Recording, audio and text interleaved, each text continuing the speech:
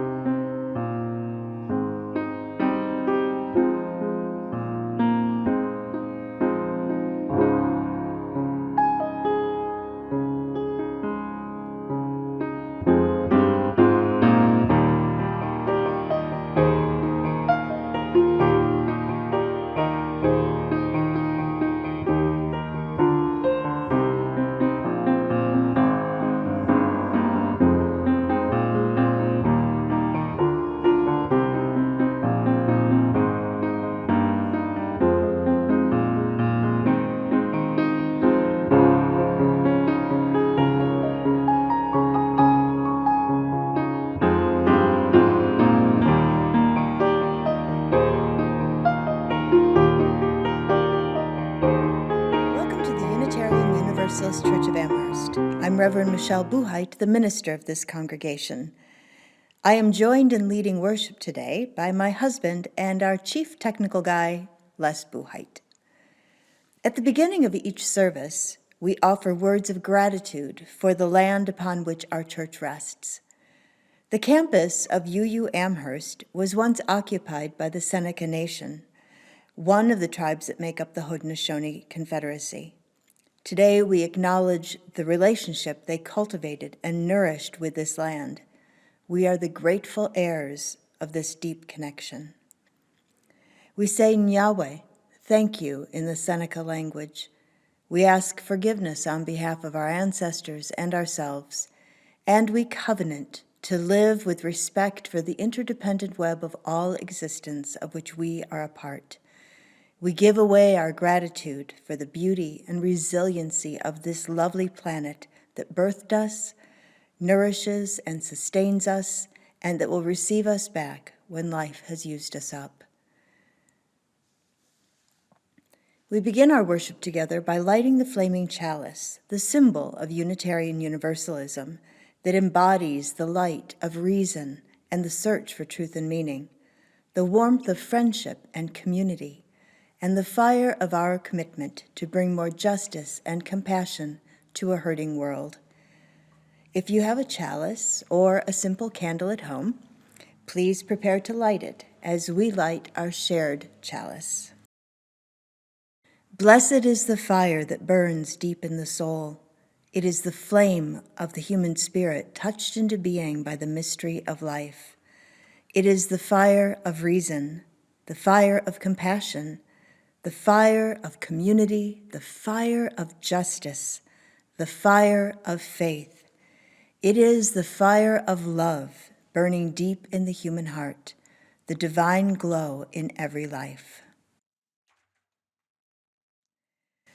8 years ago, my husband Les and I felt compelled to create a Memorial Day worship service that would not only honor those whose lives were lost to war, but to humanize their stories and allow them to speak for themselves. The first version of this service was created and shared at that time. In the intervening years, we have updated and added to the letters because the sad fact remains that humanity continues to be driven to make war with perceived enemies. Many of us grew up watching war movies, and some of us have tasted the bitterness of war in person. None of us are immune to war's destructive hunger. Just because human history is replete with violence and war does not mean we are doomed to pass its legacy on to the generations who will come after us. We can initiate a great turning if only we have the will. In 2014, I had the opportunity to travel to France to sing with a 500-person choir. In addition to marking the anniversary of Fauré's Requiem in the Church of the Madeleine, where it premiered, we also traveled to Normandy in commemoration of the 70th anniversary of D-Day. We sang the Battle Hymn of the Republic, penned by Unitarian Julia Ward Howe in response to her experience in the soldiers' camps during the Civil War. I was too choked up to sing. Seeing the lyrics etched in the stone of the monument at Normandy, knowing that the arrival of American troops helped to turn the tide of World War II. Walking among the orderly rows of white marble crosses and stars of David, endless rows bearing witness to those who fell, was a holy experience.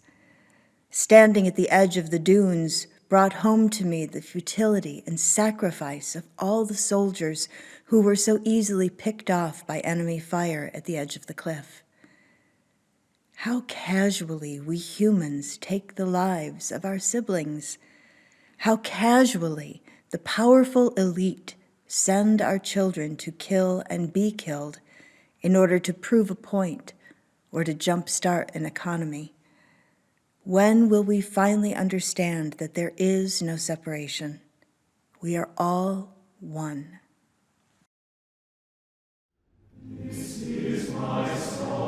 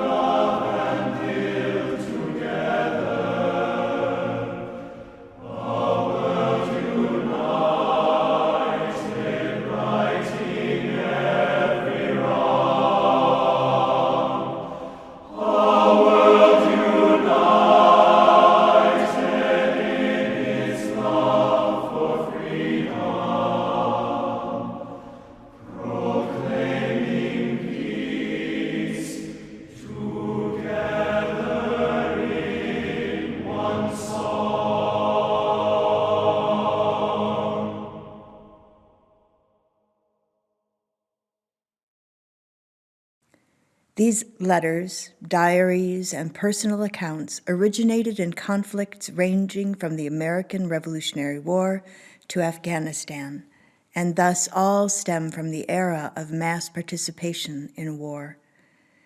It is in the words of these ordinary soldiers that the warfare of the last 300 years is set for us as it was for them. There is a pathos and a suffering of love and homesickness and shining moments of humanity and sacrifice. This is war as soldiers have lived it, and in their thousands died in it. Hear their voices. From British Lieutenant James Waller, 1st Marine Battalion, he describes the Battle of Bunker Hill, June 17th, 1775. My dearest brother, I suppose on the whole we lost, killed and wounded, from 800 to 1,000 men. We killed a number of rebels, but the cover they fought under made their loss less considerable than it would have otherwise been. The army is in great spirits and full of rage and ferocity at the rebellious rascals who both poisoned and chewed the musket balls in order to make them more fatal. Many officers have died of their wounds, and others are very ill.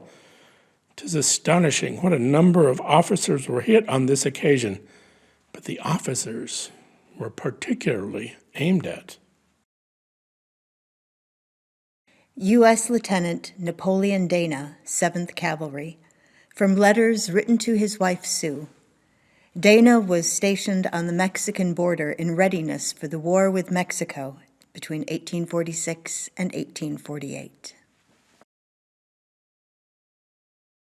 The skin, my dear wife, is off of 2 places on me. It is burned off my face by the hot sun and rubbed off my tail by a hard trotting horse. I cannot describe, my darling, all my feelings of delight at being able once more to pour my words into your heart and to tell you how dear, how doubly dear you are to me during all my troubles, labors, and occupations. God has spared me, has spared us all, in many cases most miraculously, and the most skeptical can but acknowledge that he is fighting for us and his shield covers us. Galusha York, Company G, 11th New York State Volunteer Infantry. A farm boy, York was mustered into the Union Army in the summer of 1862. Chesapeake Hospital, December 11th, 1862. Dear Father and Mother, well, I've got the measles, or rather have had them, but I ain't got the well yet. There is one more thing. I forgot, Ma. You wanted to know if I use tobacco. No, I don't use it in any way whatever. That was as much news to me as it was to you. I should like to know who put that in her head. I believe she's the biggest sap I ever saw. I thank you very much for them postage stamps you sent me. They will last for some time.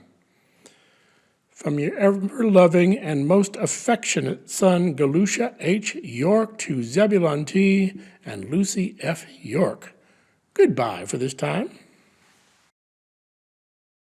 York died of disease on May 20th, 1863. Sergeant James H. Hardin, 43rd United States Colored Infantry. A quartermaster sergeant from Philadelphia, Hardin writes to the Black American newspaper, Christian Recorder. He writes from near Richmond and Petersburg, Virginia. December 3rd, 1864. We are constantly under fire from the enemy, who shell our camp nearly every day. There has been some few wounded in our regiment since we have been here, but no one killed, so far as I can ascertain. There is one poor fellow belonging to the 23rd Regiment, which is in our brigade, struck in the head by a bullet, which caused his death. The same day, another man of the same regiment was struck by a shell, which shattered his thigh to pieces. Another man was struck with a shell which cut him in two. How will their families and friends feel when they receive the saddened tidings of their husbands, fathers, brothers, or sons, or whatever relations they may be, who have fallen on behalf of our glorious Union and their comrades in the South? I will now close my letter, for there is neither pen nor paper, ink nor pencil that can describe the desolation of war.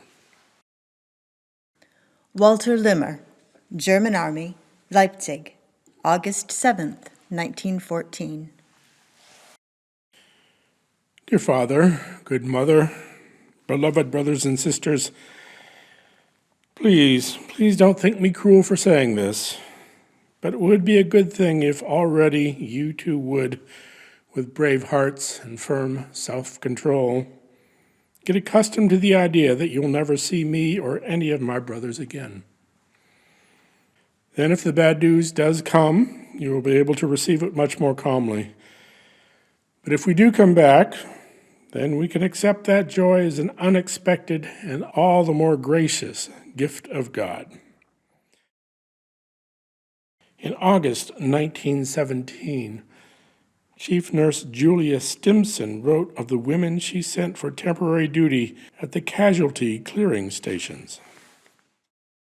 What with the steam, the ether, and the filthy clothes of the men, the odor in the operating room was so terrible that it was all any of them could do to keep from being sick.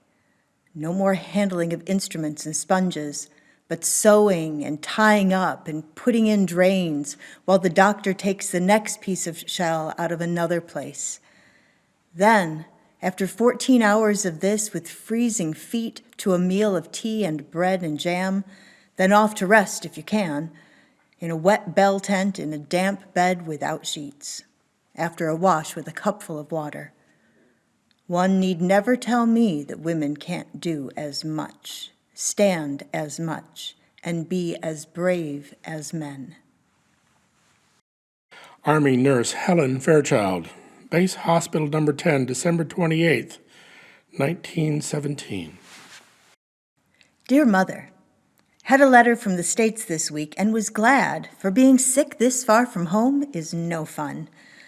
Dr. Norris was just in to see me and told me I could stop some of my medicine. He said my throat looked much better, but I still can't go on duty till I eat and get some color. So I see my finish, for as usual, I look like the wrath of kingdom come. But I'll make them let me go back soon, for it's too lonesome to be here off duty. Please tell me what it was that everyone seems to have heard concerning me at home. Of course, whatever it was, as you know, is not correct. For as I have told you often, any time anything should happen, you would be notified. Heaps of love, your very own, Helen. Miss Helen Fairchild, RN, on January 18, 1918, died of acute atrophy of the liver while on duty with Base Hospital Number 10, American Expeditionary Forces, France. Exploratory surgery revealed a massive stomach ulcer, caused or made worse by mustard gas. The word was she gave her gas mask to a soldier.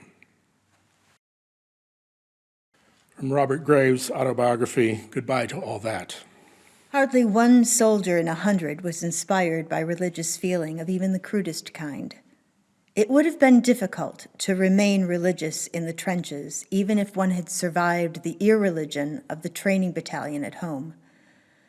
A regular sergeant at Montaigne, a 2nd Battalion man, had recently told me that he did not hold with religion in time of war.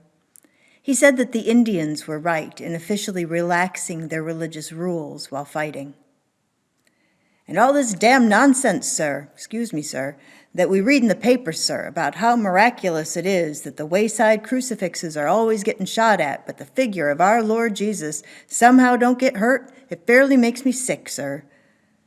This was his explanation why, when giving practice fire orders from the hilltop, he had shouted, unaware that I stood behind him, 700 yards, half left, bloke on a cross, 5 rounds, concentrate, fire. and why, for concentrate, he had humorously substituted consecrate. His platoon, including the two unusual Bible-wallas whose letters home always began in the same formal way, "Dear Sister in Christ" or "Dear Brother in Christ," blazed away. The last letters from German soldiers at Stalingrad before their surrender to the Russians on January 31st, 1943, were impounded on Hitler's orders and analyzed for what they said about the state of army morale. According to the subsequent report, 2% of the letters approved the conduct of the war, 57% were skeptical and negative, and 33% were indifferent. So now you know that I am not coming back. Break it gently to Mother and Father. It has given me a terrible shock and the worst possible doubts about everything. Once I was strong and believed. Now I am small and unbelieving. Nobody can tell me that my comrades died with words like Germany or Heil Hitler on their lips. It cannot be denied that men are dying, but the last words a man speaks goes out to his mother or the person he loves most, or else it is merely a cry for help.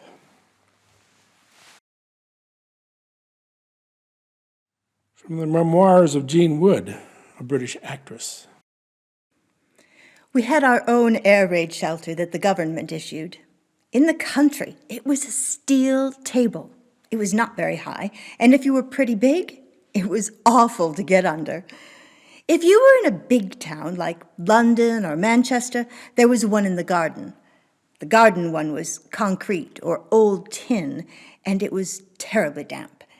Such was the fortitude of the ordinary working class that they made little cozy living rooms in them. They took their bird down there or their cat. The cat was always the last one. Where's the cat? There were no houses for people to come back to. It was surviving as best you could. I know Americans have never had the experience of being bombed out. I don't wish it on them, but I do wish they wouldn't be so keen to get into wars, because one day it will come back on your territory, and God help you. Letter addressed to Mr. and Mrs. Ben Lederman, Chicago, Illinois, from Private Harold Lederman. I was recently able to see some of the dead boys they had just taken off the battlefield. Some of the men back home, whom of personal ambition would attempt to prolong this war, could see them. I'm sure the war would soon end. When you look at them, you can't help but think, why are they dead? Just a year or so ago, they were either going to school, working, married, and now they're dead. Many among them had ambition. All looked forward to the future. Now they're dead. It keeps shooting through your mind again and again. Why have these men died? I know why we fight. I know of the values we're trying to secure. I hope these men have not given their lives for empty words. Private James Cardinal, United States Army, writing from Korea, 1952. I feel terribly sorry for the refugees. They seem so miserable, and all are hungry and cold. 6 little girls, none over 7 years old, just came down the road. 3 had no shoes or socks, and they were all homeless orphans. We're letting them sit by the fire and are feeding them. I guess it's all part of the horrors of war. They'll probably wander along until they freeze or starve to death. My Dad's Letters from Vietnam, a blog post by Wendy. The saddest thing I own is a box of letters that my dad wrote home from Vietnam. I found them in the throwaway pile when my parents were cleaning out their house for a yard sale, and I rescued them. I still feel conflicted about taking them. They were not written to me, or mine to decide to throw away or not, but I couldn't let them be lost. They were mostly letters to my mother, but also a few to his cousin Tim, also in Vietnam, who, unlike my father, did not make it home. In these letters are the fresh horrors of war from an 18-year-old boy. He wrote about his homesickness, his fear, his confusion, his anger, his friends. He wrote about watching his friends die after a raid on his platoon. He wrote about the blinding fear while out on watch. He wrote about killing a Vietnamese soldier who was probably no more than 12 or 13 years old. He wrote about watching a fellow soldier rape a Vietnamese woman behind a restaurant. He wrote about wanting to make his father proud of him. He wrote about his nightmares. My father came home from Vietnam in 1972 after being shot in the hip, knee, and chest during a raid that took the lives of many around him. He came home a different man. My mother says that he had lost much of his kindness and sensitivity in the war, but she married him anyway. He joined the police force and proceeded to have 6 children, of which I am the oldest. My father could never get close to me or to my siblings. He did not know how to love us, so he became hard and cold. He was at times physically and emotionally abusive, and never once told me that he loved me. Not once. When I would say, "I love you, Daddy," he would stiffen up and clear his throat. I spent most of my life wishing for his love. And when I read those letters, only 6 months before the heart attack that took his life, I saw my father for the first time. I mean, really saw him. I saw the fragile, poetic, passionate voice of the boy hidden inside the gruff, hard man who hurt me in so many ways. In the last months of his life, I was able to love that boy inside of him and know that that boy loved me dearly, even though the man could not. When I read the letters today, I am overcome with grief. I wish the world would have been gentler to him. I wish that I could have been able to reach him in time.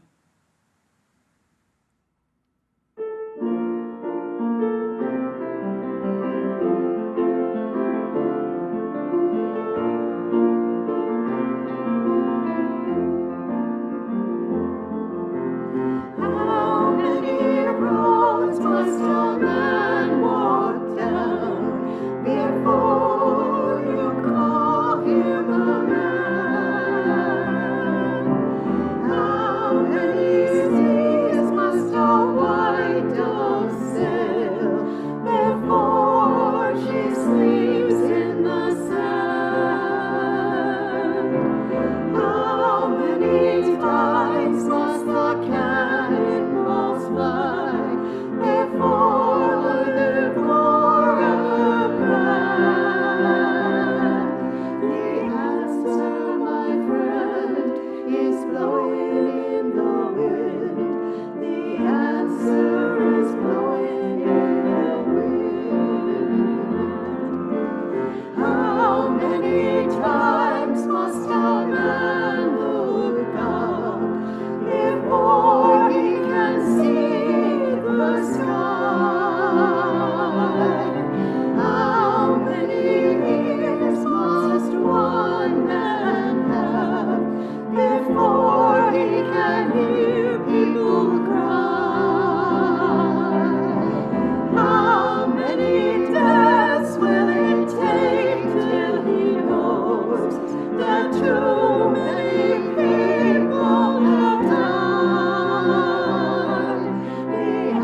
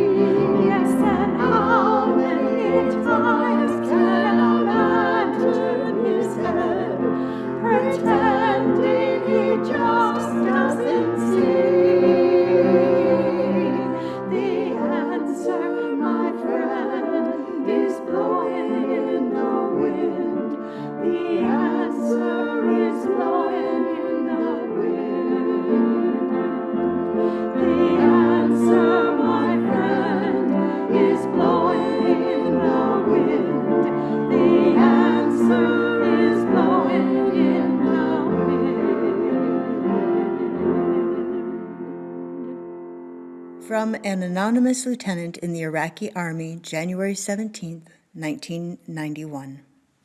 The Quran says, all that happens is what God has decided for us. God has truly spoken. This morning at 2:45 a.m., I heard military aircraft. A few seconds later, the guard came in and told me in a voice tinged with caution, fear, and consternation, Lieutenant, there may be bombing. I dressed quickly and then realized that the American and Atlantic attack against our country was starting and the war had begun. The enemy planes began their intensive bombing on the airfield that we had been assigned to defend. I'm very worried. Rather, I'm worried for my relatives. They are alone out there, and I know how afraid they are. Oh, God, protect. Oh, God, patience. Oh, God, save us all. On February 12th, 1991. I have been here more than 35 days because leaves were canceled. I'm bored and sad. This morning I learned that 26 soldiers from our division were condemned to death for deserting the front. They were apprehended near Samawa and executed at 2nd Division headquarters. They were unlucky. Their shame is very great. God is good. God protects. This straightforward account of life in Iraq by a Marine officer was initially sent just to a small group of family and friends. Perhaps inevitably, the letter from Iraq moved quickly beyond the small group of acquaintances. Time magazine's Sally B. Donnelly received a copy and was able to track down the author and verify the document's authenticity. The author wishes to remain anonymous. Rather than attempting to sum up the last 7 months, I figured I'd just hit the record-setting highlights of 2006 in Iraq. These are among the events and experiences I'll remember best. Most surreal moment. Watching Marines arrive at my detention facility and unload a truck of flex-cuffed midgets. 26 to be exact. We had put the word out earlier in the day to the Marines in Fallujah that we're looking for bad guy X, who was described as a midget.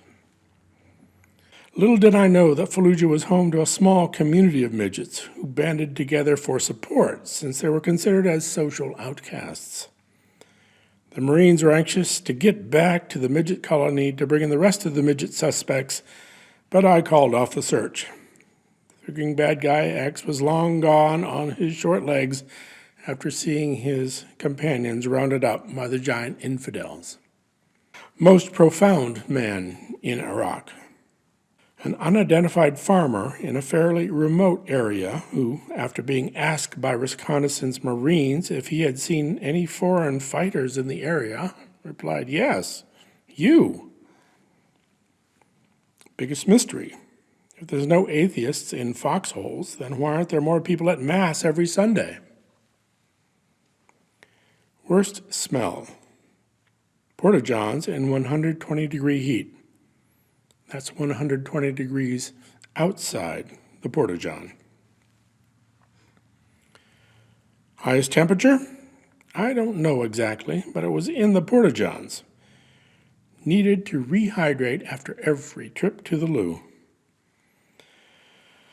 Happiest moment? Well, it wasn't in Iraq. There are no truly happy moments here.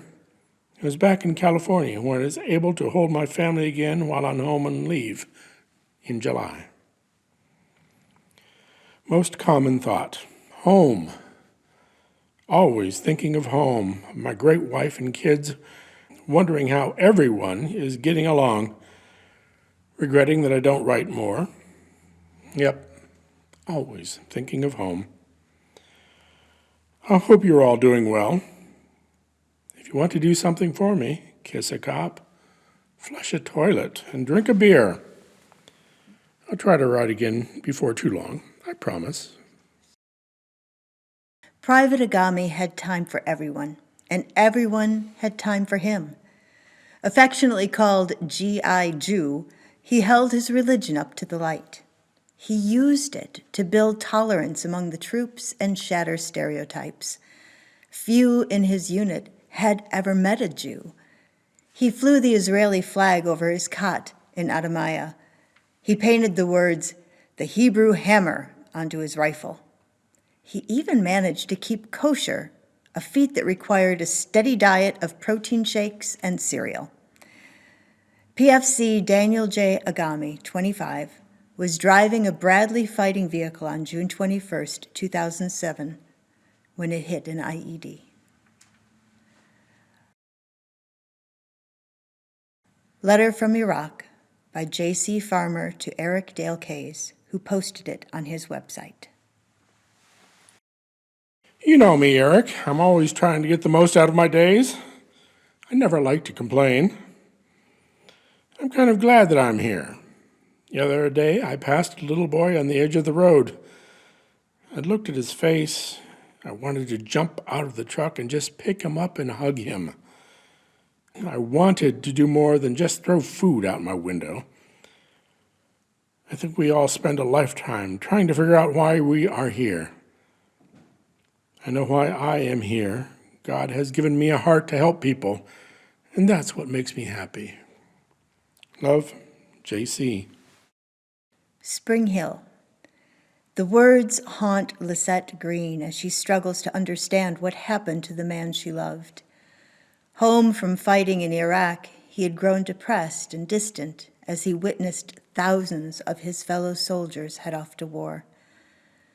Curtis Green was angry about the war and frustrated with Lisette for not understanding what it had been like there. They argued so fiercely that twice the police had to break it up. Gone was the man smiling with her and the kids in family photos. He was not the person I knew when he came back from Iraq. One night, he disappeared from their home outside Fort Riley, Kansas. Lisette and the kids went to stay at her father's house in Hernando County.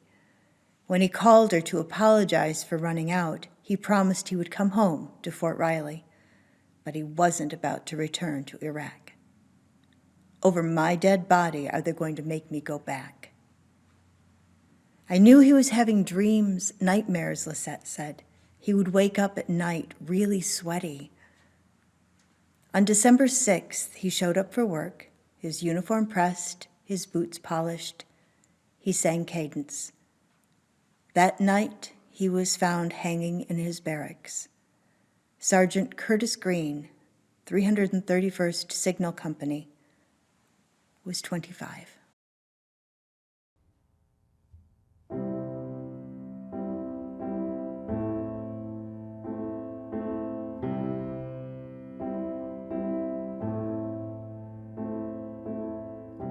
If we only have love,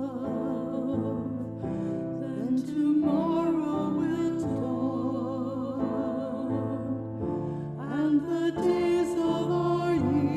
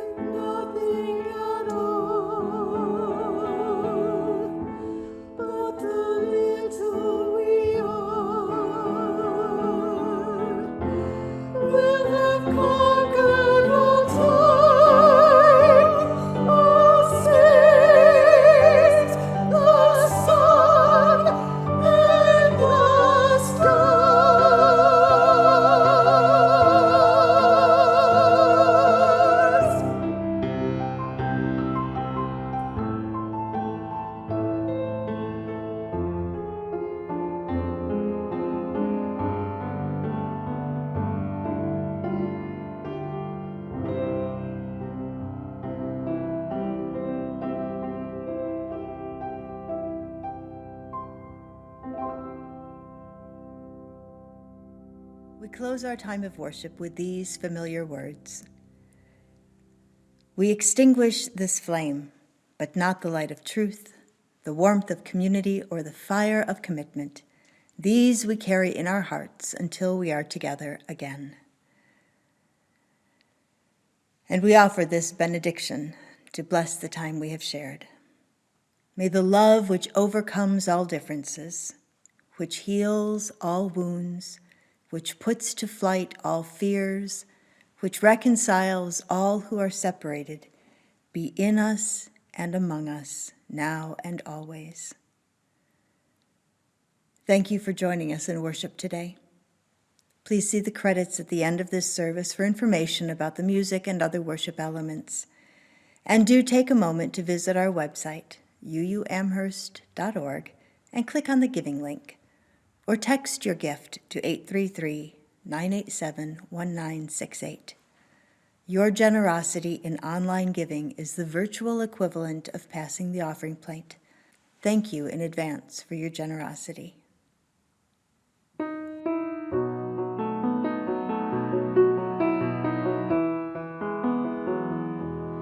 Travel light and travel easy till I see you once again. Travel light and travel easy, and remember I'm your friend. May the road rise up to greet you as you leave your past behind. I will think about you gently, and I'll hold you in my mind.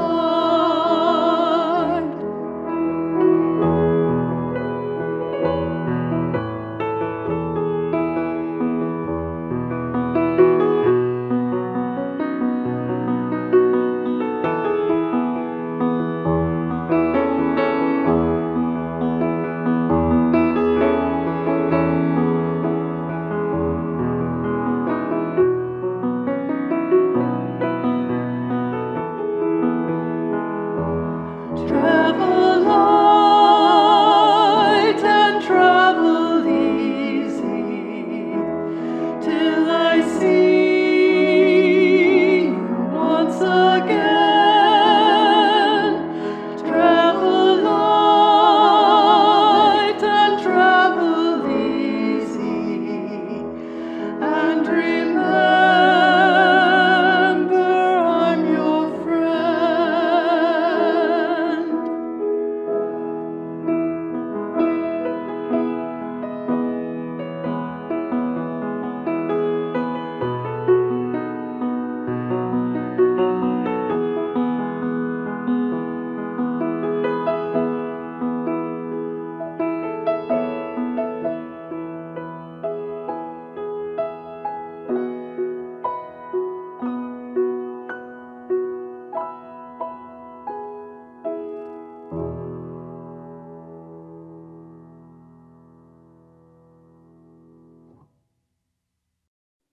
Hi, my name is Scott Harrigan. I'm a member of the Board of Trustees, and I'm here to announce our annual congregational meeting, which will be held on June 13th at 12 p.m. We will be holding a hybrid church meeting, meaning we will be doing it both in person and on Zoom. If you are fully vaccinated, you can come to the UUCA in the chapel. Proof of vaccination would be gratefully accepted. Although masking is not required for vaccinated people, if you would prefer to mask, we will leave that to your discretion. We will do our best to create a space between members, and the overflow will go into the Emerson room via Zoom. Or you can attend the meeting from the comfort of your home on Zoom. A link will be provided for the live feed. RSVP to the email on your screen now. It is important to RSVP if you plan to come to the live annual meeting or attend by Zoom, so we can have the membership list prepared so we can take attendance for voting. In-person voting, you'll be issued a voting card. Zoom voting, we will do a poll with raised hands. What will be covered and voted on in the congregational meeting is 1, the annual church budget, 2, the nominating committee's recommendations for the board, which are Bruce Becker and Linda Gardner, and the nominating and leadership committee nominees, which is Kim Diana Connolly and Virginia Snyder, and the trustee for the endowment trust, John Thompson. There will also be a vote on the language change request from the endowment trust regarding Article 11 of the Declaration. It will be changed from the fiscal year of the trust shall coincide with the fiscal year of the church to the fiscal year of the trust will be the calendar year. Thank you, and hope to see you at the meeting.